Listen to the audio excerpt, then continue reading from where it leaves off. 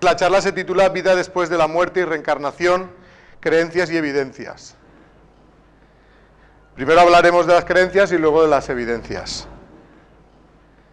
Bueno, para los que no me conocéis, yo soy doctor en ciencias químicas, durante muchos años investigador en genética del cáncer, ahora profesor. ¿Por qué digo esto? Pues para poner de manifiesto que para mí la ciencia no está reñida con la espiritualidad. Creo que si la ciencia fuera de la mano de la espiritualidad se utilizaría para el bien de la humanidad y no como ahora que se utiliza sobre todo por egoísmo, ¿no? Es decir, que creo que los científicos también pueden creer en Dios, ser espirituales y no ser materialistas. Y buena prueba de ello es lo que os voy a mostrar en la charla. Voy a mostrar también trabajos científicos que hablan sobre estos temas, sobre la vida después de la muerte y la reencarnación. Desde tiempos inmemoriales el ser humano se ha hecho preguntas que intentan responder a los grandes enigmas de la existencia. Uno de ellos, ¿de dónde venimos? Otro, ¿a dónde vamos? Quiere decir eso que si hay vida después de la muerte, o si hay vida antes del nacimiento, o si solo vivimos una vida física o vivimos varias. Vamos a hablar un poquito de las creencias que hay sobre este tema. Pensad que la mayoría de personas creyentes son creyentes en las religiones. Eso no quiere decir necesariamente que todos los que tienen creencias tengan una religión. Yo, de hecho, tengo creencias y no me considero parte de ninguna religión, creencias espirituales, pero vamos a intentar, ya que mayoritariamente la gente, pues, sus creencias tienen que ver con la religión y también con el materialismo cientificista, es decir, el no creer nada más que en lo que se puede tocar. Veremos a qué conclusiones han llegado ellos, de una manera muy resumida, respecto a qué pasa cuando morimos y sobre si existe o no vidas anteriores antes de la actual. Aquí os he puesto una gráfica representando el número de creyentes en cada una de las grandes religiones. Aquí solo voy a comentar simplemente si esas religiones o esas filosofías creen o no en la vida después de la muerte o si creen o no en la reencarnación. Empezando por el cristianismo, sí cree en la vida después de la muerte, pero no cree en la reencarnación, excepto el cristianismo primitivo, que curioso, porque si el primitivo era el original, pues algo nos hemos perdido por el camino. Hay un autor de aquella época, Orígenes, que claramente manifiesta en sus escritos que en el cristianismo primitivo se creía en la reencarnación, y luego una herejía que fue exterminada por la iglesia oficial, el catolicismo, exterminada, pero exterminada a base de matar a la gente.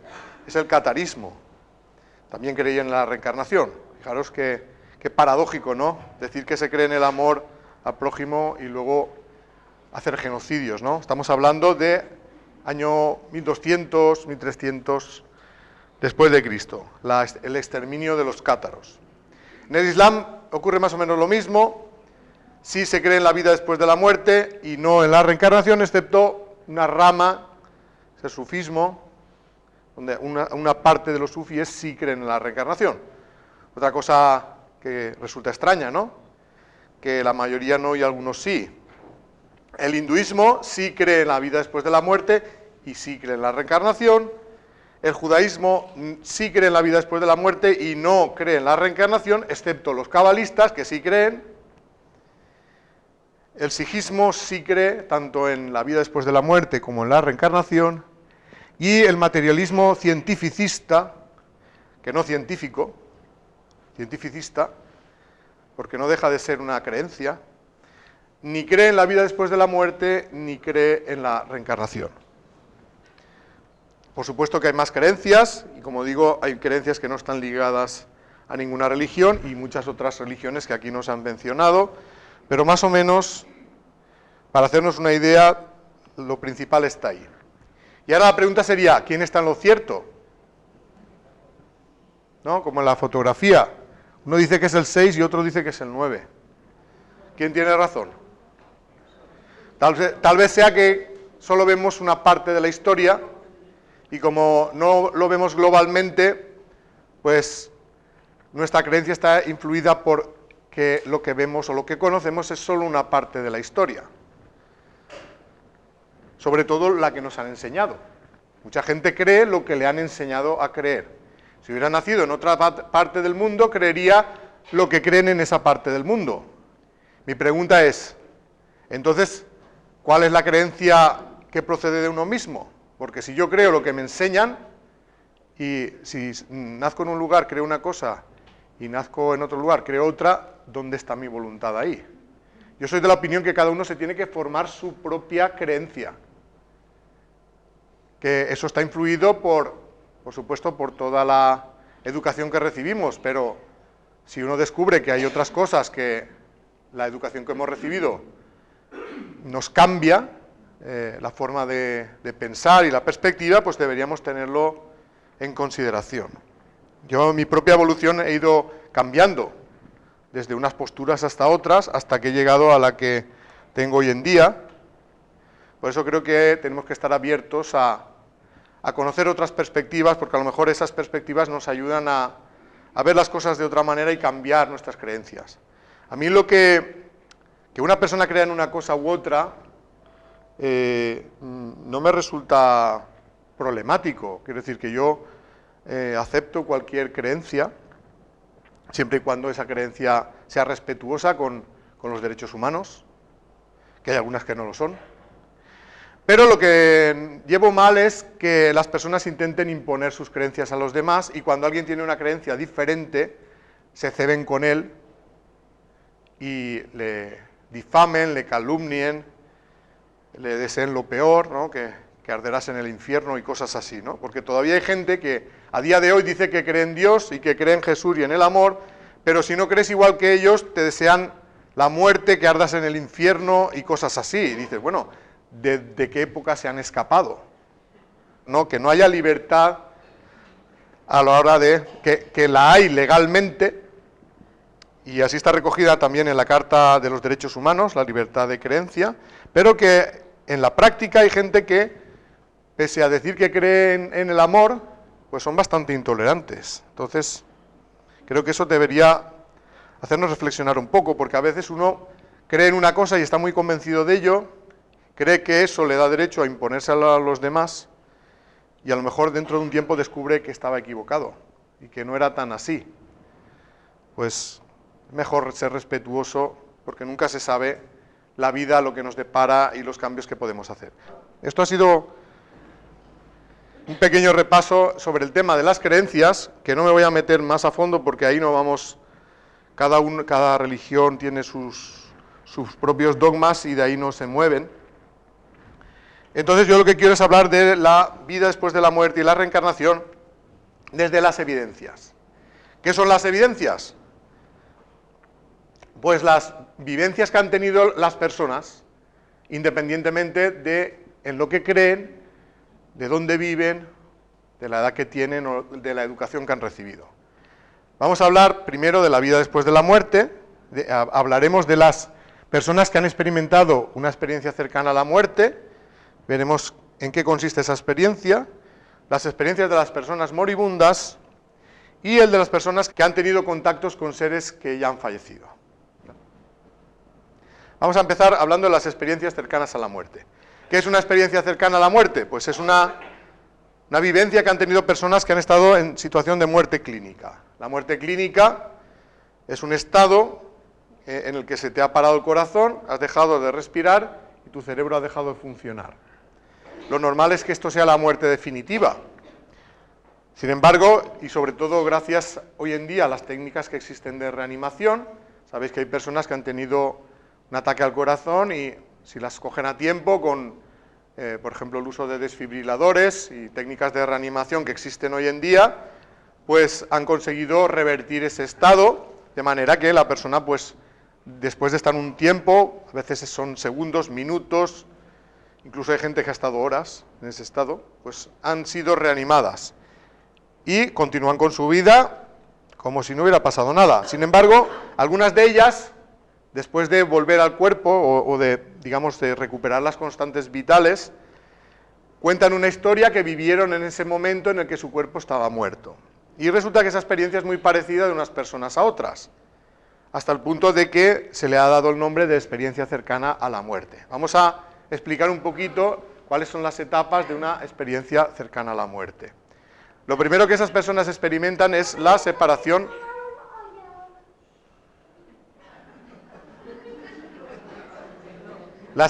del cuerpo.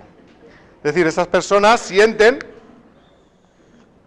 que se salen del cuerpo y que fuera del cuerpo siguen percibiendo todo lo que ocurre a su alrededor, o sea, su conciencia está intacta, siguen sintiendo, pensando y percibiendo todo lo que ocurre a su alrededor. La diferencia es que ya no lo hacen a través de los sentidos físicos, porque al salirse del cuerpo es como que se desconectan de ellos, pero de alguna manera siguen percibiendo.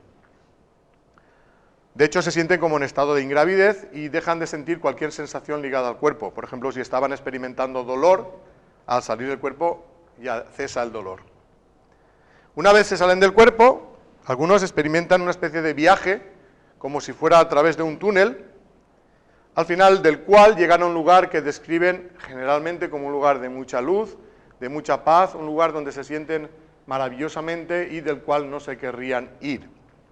Y en ese lugar suelen tener un encuentro, o bien con seres queridos que ya han fallecido, o con seres que ellos describen como sus guías. Y en ese encuentro se les dice que todavía no ha llegado su hora y que se tienen que volver al cuerpo y continuar con la vida. Y es entonces cuando súbitamente regresan al cuerpo, se vuelven a meter dentro de él, y es entonces cuando recuperan las constantes vitales y continúan con la vida. Sin embargo, a partir de ese momento su vida ha cambiado para siempre. ¿En qué ha cambiado? Primera cosa, dejan de tenerle miedo a la muerte, porque han echado un vistazo y lo que han visto tiene buena pinta. Es decir, que no hace falta asustarse. Otra cosa que experimentan, un cambio de valores. Generalmente las personas estamos muy preocupadas por los aspectos materiales de la vida, ganar dinero para pagar la hipoteca, para pagar las facturas, eso es muy normal. Hay gente además que quiere ser rica, que quiere ser famosa, que quiere ser sexy, todo el mundo machacándose en los gimnasios para tener tableta de chocolate, estar cachas, ¿no? O como dicen ahora los adolescentes, estar mamadísimo. No sé si habéis escuchado esa expresión. Yo pensaba que estar mamadísimo era ir borracho, pero ahora han encontrado otro significado. Bueno, ese tipo de cosas. Bueno, la cuestión es que las personas que han tenido este tipo de experiencias se dan cuenta que todo esto no es tan importante, sobre todo lo de estar mamadísimo, se dan cuenta que no es nada importante, que lo más importante de la vida es vivir de acuerdo con los sentimientos, y a partir de entonces empiezan a valorar más los sentimientos y las relaciones humanas. Se dan cuenta que esto es lo fundamental de la vida, y el resto de cosas pasan a un segundo plano.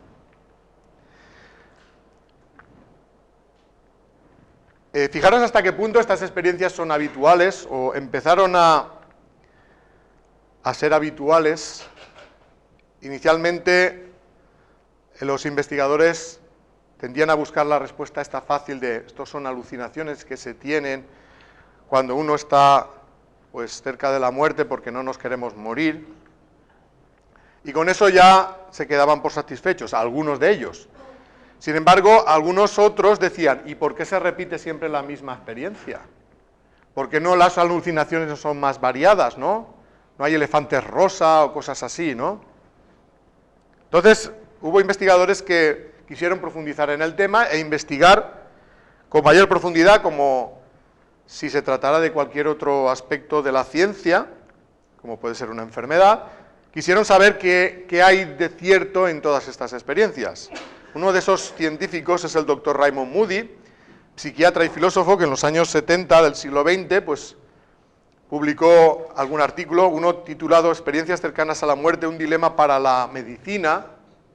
Había que plantearlo así, como diciendo, haciéndose el tonto, ¿no? Es decir, está pasando esto, no sabemos lo que es, pero él lo describió.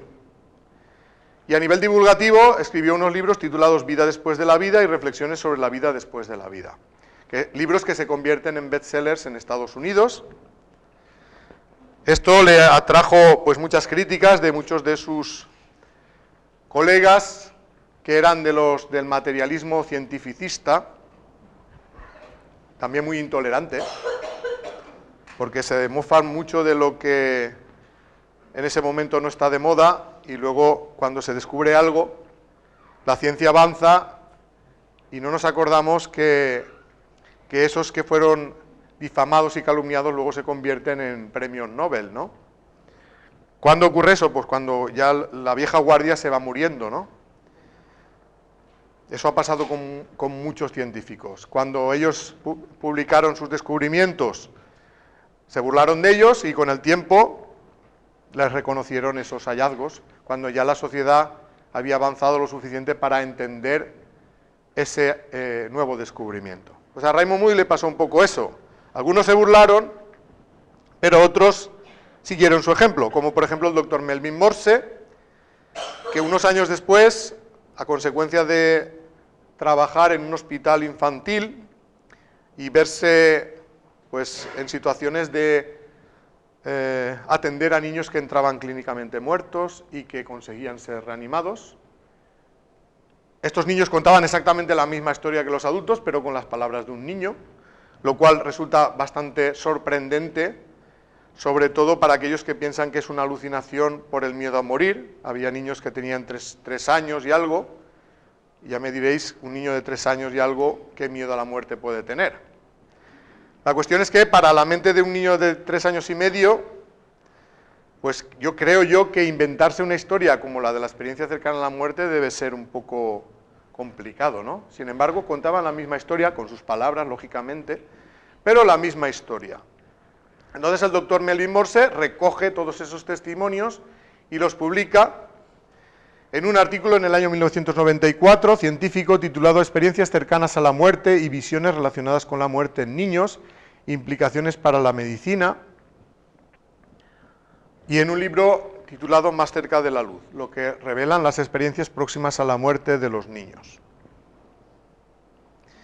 Más adelante, otros investigadores, a los cuales ya les fue menos difícil, porque el tema empezó a verse con mayor naturalidad, pues se pusieron manos a la obra para hacer estudios con mayor número de casos, organizados, prospectivos, que quiere decir que yo no estudio los casos que ya han pasado, sino que estudio los casos a partir de ahora, a partir de los que empieza a recoger ahora, con una serie de criterios que son mucho más completos, o sea, tanto la recogida de los datos como el saber antes lo que quieres recoger hace que el estudio se pueda hacer mejor. Es lo que pasó con el doctor Pim van Lommel, cardiólogo holandés, que a partir de cierto momento lanza un estudio para saber qué pasa cuando nos morimos o cuando estamos en situación de muerte clínica.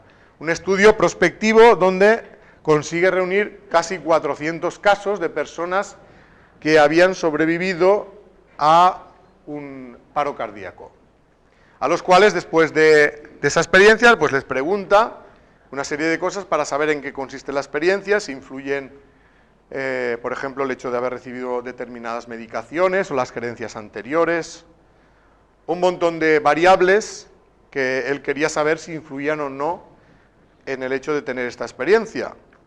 Y esto lo publica en el año 2001 en la revista Lancet, que es una revista muy prestigiosa a nivel de investigación, yo diría la segunda más importante a nivel mundial, y pues llega a una serie de conclusiones, pues una de ellas es que la experiencia cercana a la muerte no es ninguna alucinación, es una experiencia real, y para él, lo que él saca en claro es que la conciencia sobrevive a la muerte del cuerpo físico.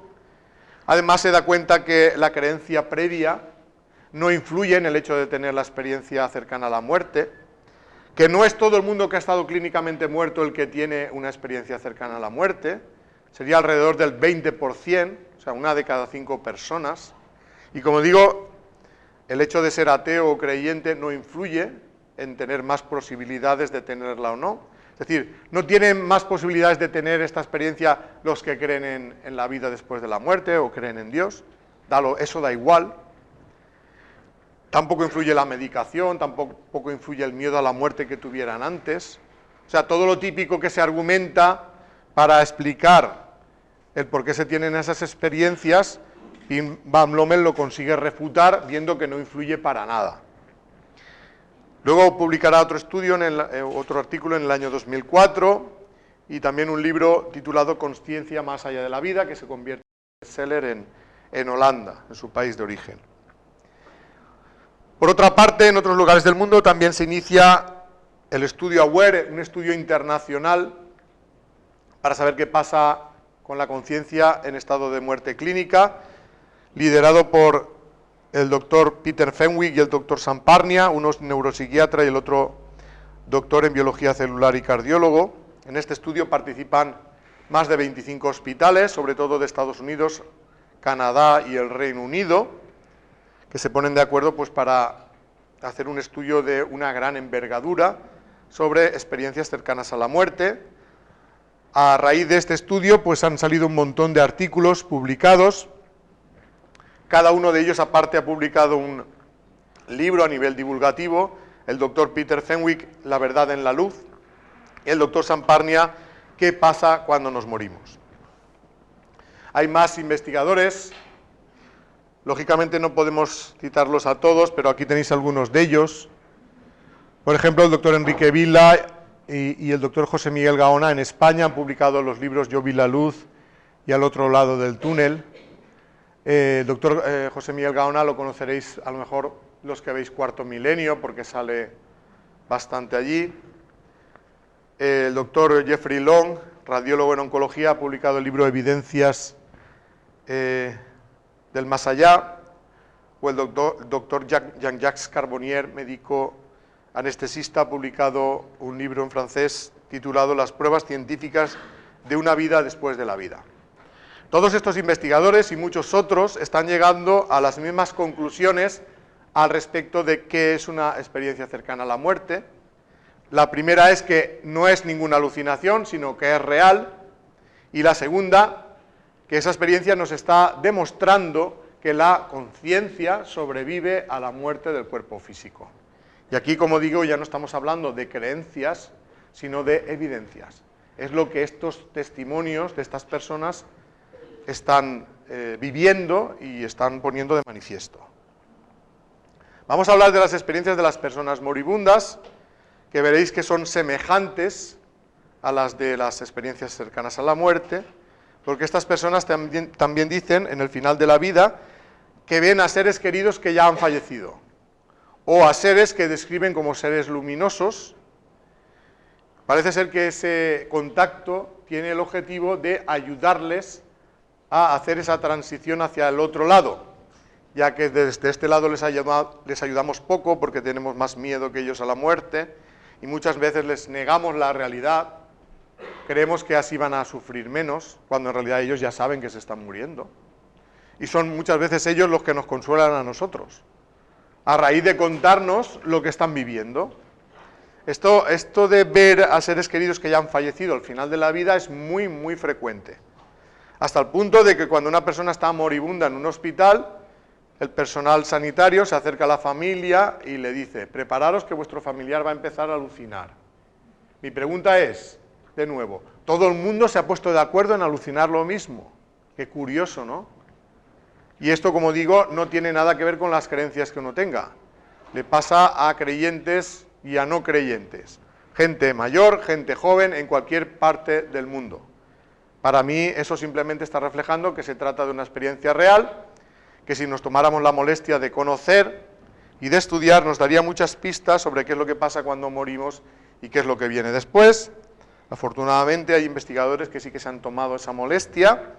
Por ejemplo, la doctora Elizabeth Kubler-Ross, psiquiatra.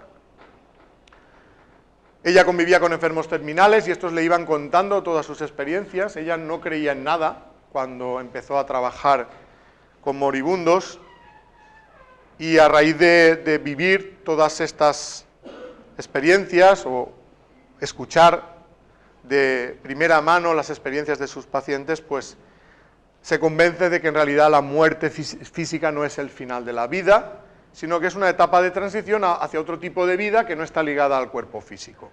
Algunos libros de la doctora Elizabeth Kubler-Ross son La muerte, un amanecer o Sobre la muerte y los moribundos.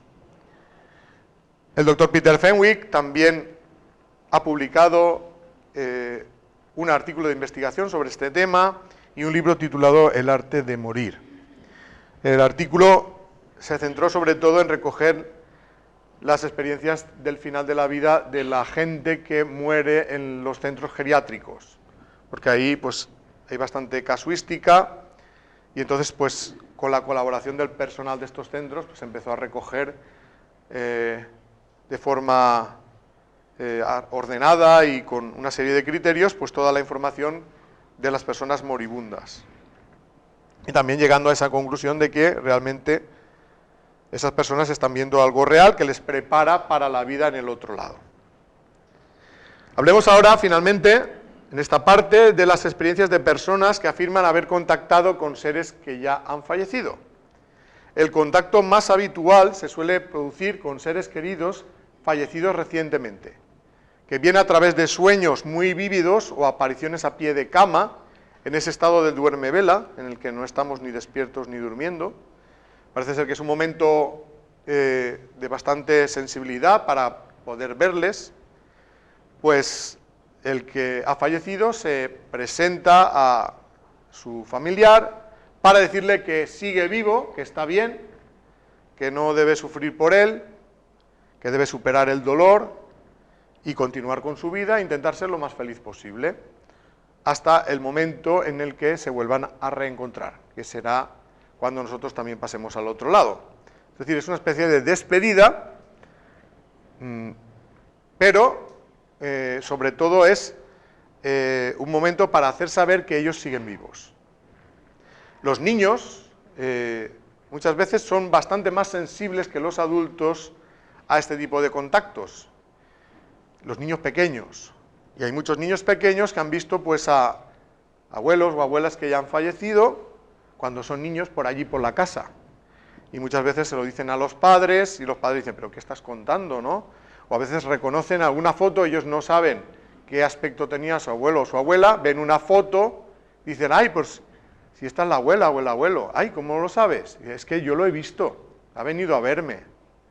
Muchos padres piensan que los hijos se lo están inventando o tienen algún problema de alucinaciones, cuando en realidad simplemente los niños están contando lo que ven con la naturalidad de alguien que todavía no ha puesto ningún tipo de barreras a expresar tal y conforme ve la realidad. Hasta que, claro, cuando ya los adultos empiezan a decir que no se inventen cosas y todo, entonces cuando ellos ya no comunican con tanta naturalidad. Pero los niños pequeños, los más pequeños, suelen hacerlo. Hay personas que tienen este tipo de contactos, pero de una manera más habitual, como si tuvieran un sexto sentido, como el de la película de Bruce Willis, para ver a esas personas fallecidas, y ellos lo captan, entonces se dirigen a ellos para hacerles portadores de un mensaje que muchas veces ellos no han podido transmitir directamente a sus seres queridos, porque estos no los ven o no se dan cuenta de que están ahí. Como en la película de Ghost, ¿no? Que Whoopi Goldberg hace de intermediaria para que Patrick Swayze pues contacte con su mujer. Aunque haya personas que puedan fingir este tipo de contactos, se lo estén sugestionando o simplemente se lo estén inventando, yo creo que hay casos que merecería la pena estudiar porque tienen pinta de ser muy reales. Pues a eso se dedicaron en la Universidad de Arizona la doctora Julie Beischel y el doctor Gary Schwartz.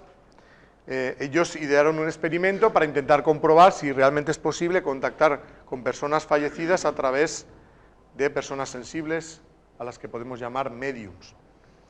Lo que hicieron fue buscar a estudiantes de la universidad que hubieran tenido la pérdida reciente de un ser querido y les pidieron pues que aportaran información privada, personal de esas personas fallecidas, y luego buscaron a una serie de médiums que eran de confianza para ellos y les pidieron pues que a ver si era posible contactar con los fallecidos y que ellos hablaran de sí mismos, aportando información personal de sus propias vidas. Y luego lo que hicieron es comparar la información obtenida de los estudiantes con la obtenida de los médiums. Y al hacer esa comparación se dan cuenta que el grado de coincidencia entre las informaciones es enorme y no encuentran otra explicación posible a la coincidencia que no sea que realmente se ha producido el contacto, que los fallecidos han contactado con los médiums y les han transmitido información de sus propias vidas, y por eso coincidía con la que habían dado los estudiantes. Esto ellos lo han publicado en diferentes artículos de investigación en los últimos años y en un libro titulado Los experimentos de la otra vida, donde presentan evidencias científicas de que realmente existe la vida después de la muerte. Por lo tanto, si nos tenemos que centrar en todos esos testimonios y evidencias, a la pregunta ¿existe la vida después de la muerte?, responderíamos sí, sí existe. No ligada al cuerpo físico, pero de alguna otra manera vivimos, manteniéndose nuestra conciencia intacta. Vamos a hablar ahora de la reencarnación, también de las evidencias que hay sobre la reencarnación y de los estudios científicos que se han hecho sobre este tipo de testimonios. Aquí os he puesto la imagen de este niño y la foto de este señor, que en realidad, según el testimonio del niño, fue él mismo en una vida anterior. Ya hablaremos ahora un poquito de ese tema, o sea, hablaremos en general y luego contaremos el caso de este niño.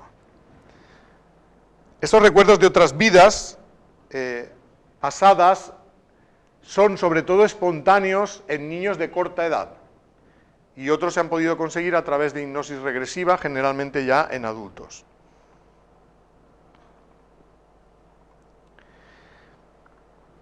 Respecto a los estudios en niños, uno de los investigadores principales, más destacados, es el doctor Ian Stevenson, que fue médico y bioquímico en la Universidad de Virginia, en Estados Unidos, y dedicó 40 años de su vida al estudio de experiencias de recuerdos de otras vidas en niños. Lo que él hacía básicamente es cuando tomaba conocimiento de algún caso de algún niño que empezaba a decir que recordaba algo de otra vida, pues se desplazaba a ese lugar e intentaba pues conocer todo lo que toda la información que esos niños habían dado, a veces de primera mano, a veces a través de lo que habían escuchado los padres, y si con esa información lo que intentaba es comprobar si realmente esto había ocurrido en la vida de alguien que ya había fallecido antes de que esos niños nacieran. Si conseguía documentar históricamente esos recuerdos, lo consideraba un recuerdo real. Pues en ese trabajo de investigación consigue una base de datos de más de 2.500 casos en los cuales él confirma que lo que esos niños recordaban efectivamente había ocurrido en la vida de alguien que ya había fallecido antes de que los niños nacieran. Esto él lo publicó en diferentes artículos de investigación y en algunos libros. Por ejemplo, uno de ellos se titula 20 casos que hacen pensar en la reencarnación, otro, niños que recuerdan otras vidas. Un continuador del trabajo de Ian Stevenson es Jim Tucker, también en la Universidad de Virginia, que también ha escrito un libro titulado Vida antes de la vida, los niños que recuerdan vidas anteriores, y algunos artículos de investigación basados en esos testimonios. Os quiero comentar ahora el caso ¿vale? El niño se llama James Leininger, es un niño norteamericano que a partir de los 2 años de edad empieza a decir a los padres que está teniendo pesadillas en las cuales está viviendo como una especie de batalla naval. Una batalla en la que él va en un avión y ese avión es derribado. Claro, los padres se quedan un poco alucinados, pero es que la cosa va a más. La cosa va más en el sentido de que el niño empieza a hacer dibujos de qué es lo que ve en los sueños, empieza a hacer esquemas del interior de un avión con todo lujo de detalles, dando detalles muy pormenorizados que se supone que un niño no puede saber. Además empieza a dar detalles como el modelo del avión y detalles de cómo se llamaba el acorazado en el que estaba ese avión, hasta el punto de que llega un momento en que los padres, con los datos que el niño da, descubren que, incluso da el nombre que tuvo en la otra vida, descubren quién fue en la otra vida. Y fue este chico de aquí que va vestido con un uniforme. Y entonces, pues cuando se ponen a estudiar pues todo lo que fue la vida de este soldado, pues coincide con todo lo que el niño describía que había sido esa vida anterior. Si os interesa el tema, entrad en internet porque hay bastantes vídeos sobre este caso y algunos artículos, porque es muy, muy impactante, pues eso, que el niño dé tantos detalles del funcionamiento de ciertos aviones, cosa que mucha gente ya en esta época ya ni sabía, y tienen que ir a buscar en aquella época pues para saber los detalles de cómo estaban construidos ese tipo de modelo de aviones. Pues el niño todo eso ya lo sabía. O sea que el niño consideraba que había sido piloto en la Segunda Guerra Mundial y fue derribado en una de esas batallas. Hay personas que han recordado otras vidas a través de sesiones de hipnosis regresiva. Aquí hay un montón de libros que hablan sobre eso. Vida antes de la vida, de la doctora Helen Wambach. Vidas pasadas, del doctor Peter Fenwick, el mismo que estaba estudiando las experiencias cercanas a la muerte y los moribundos. Lo ha escrito con su mujer Elizabeth. Muchas vidas, muchos maestros, del doctor Brian Weiss. La respuesta está en el alma, del doctor Juan José López, que es un médico de Cartagena, que también además hace terapia regresiva. Y el del doctor Michael Newton, La vida entre vidas. Algunos de estos testimonios recogidos a través de hipnosis aparecieron de forma espontánea, sin que hubiera una pretensión de explorar en otras vidas. Quiero decir, muchos de los terapeutas que utilizaban la hipnosis en sus terapias ni siquiera creían en la reencarnación, por lo tanto no se planteaban hacer regresar a otra vida a sus pacientes. Pero sí que había momentos que tenían casos de personas que no conseguían sacar de dónde le venía el trauma o la fobia que tenían. Pensaban ellos que podía tratarse de un problema de la infancia temprana, que se ha olvidado pero que no se ha superado. Entonces en la sesión de hipnosis le pedían a los pacientes que volvieran al momento en el que se inició el trauma, pensando que recordarían algún evento de la infancia. Sin embargo, algunas personas, en vez de esto, lo que hacían era recordar algo ocurrido en otra vida, dando detalles de qué es lo que ocurrió. Por ejemplo, había gente que tenía miedo a meterse en el agua, no podía entrar en la piscina o en la playa porque les daba terror, y nunca habían tenido ningún episodio de casi ahogamiento en esta vida. Cuando eran pequeños, cuando se les hace la regresión, resulta que estas personas dicen que vuelven al momento en el que murieron en la vida anterior, murieron ahogados, y esa forma de morir fue tan impactante para ellos, pues que todavía conservaban el miedo a meterse en el agua en la vida actual. Y gracias a recordar que habían vivido esa muerte, empiezan a superar el miedo a meterse en el agua. Pues estos libros cuentan ese tipo de experiencias. Digamos que el que es un poco diferente al resto sería el de La vida entre vidas, de Michael Newton, porque en este libro aparecen testimonios de personas que no es que recuerden una vida anterior físicamente encarnados, que también, pero aquí lo que hace el doctor Michael Newton es recopilar la de aquellos casos donde las personas recuerdan una etapa anterior al nacimiento, pero no ligada al cuerpo físico. Generalmente es una etapa, como digo, antes de nacer, donde están en otro plano de la existencia, donde ellos recuerdan que están tomando ciertas decisiones que tienen que ver con lo que está ocurriendo en la vida actual. Por ejemplo, qué tipo de pruebas van a enfrentar en la vida y con quién las van a vivir. O sea que se toman decisiones como la configuración de las familias, quiénes van a ser los padres, los hijos, los hermanos, todo con el propósito de ayudarse mutuamente en la vida actual. Otra cosa es que luego lo cumplan, pero el inicio, la intención está. Sí. ¿Cómo se llama La respuesta está en el alma. Siento que no se vea bien, pero se lo difumina el brillo de... La respuesta está en el alma. Es decir, que antes de nacer ya sabemos a lo que venimos. Lo que pasa es que como lo olvidamos cuando tomamos ciertas decisiones, eso nos da la sensación de que venimos aquí un poco sin conocimiento de causa, ¿no? Ya hablaremos luego en las conclusiones sobre ese tema. Al respecto también de este tipo de testimonios, quiero comentar el caso que se narra en una película basada en hechos reales, que a lo mejor habéis visto, pero si no la habéis visto os la recomiendo, que se titula Los hijos del ayer. ¿Vale? En Los hijos del ayer se narra la vida de Jenny, una mujer norteamericana que durante el embarazo empieza a tener sueños recurrentes que parecen ser recuerdos de una vida pasada en la que ella vivía en un pueblo de Irlanda.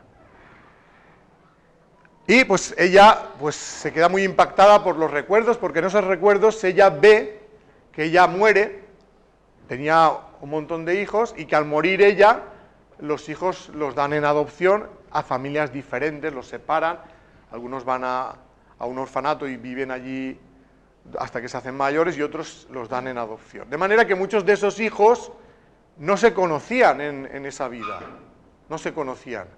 Lo que consigue Jenny, gracias a una gran voluntad y gracias a los recuerdos de esa otra vida, es encontrar a sus hijos y reunirlos, cosa que ellos no habían podido conseguir porque no tenían suficiente información.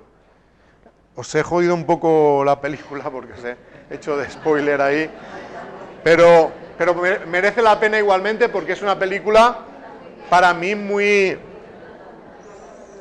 impactante, y el hecho de que sea basada en hechos reales y que hable sobre la reencarnación para mí la hace, aparte de emocionante y que te puedes hinchar a llorar, pues muy instructiva, ¿no? De cómo funciona el tema de la reencarnación. Aquí tenemos a Jenny, la verdadera Jenny, es esta, y este que tenéis ahí apoyado es su hijo. Claro, su hijo de la otra vida, el cual lo tenéis ahí en la foto, allí está Jenny en la vida anterior, y este niño es este anciano. Esto está contado en su libro, A través del tiempo y la muerte. Una madre que busca sus hijos de las vidas pasadas. También veréis, si entráis en YouTube, veréis varios documentales donde aparece Jenny pues hablando de todas las vivencias, ¿vale? Y la película en la película Jenny está interpretada por Jane Seymour, que es una actriz muy conocida. Por tanto, si tenemos que atenernos a las revelaciones de las evidencias respecto a los recuerdos de vidas pasadas, a la pregunta ¿existe la reencarnación?, responderíamos sí, sí existe, sí existe. Aunque, pues eso puede trastocarle a uno la mente porque uno pues le habían enseñado que no, y que no, y que no, y que no. No le habían dicho por qué no, pero le decían constantemente que no. Y hay gente pues que el hablarle de la reencarnación es como, vamos, como si estuvieras cometiendo un sacrilegio, ¿no? Sobre todo cuando dices que Jesús sí que habló de la reencarnación. Porque una persona tan sabia, ¿creéis que va a dejar de decir cosas que son importantes para la evolución del ser humano?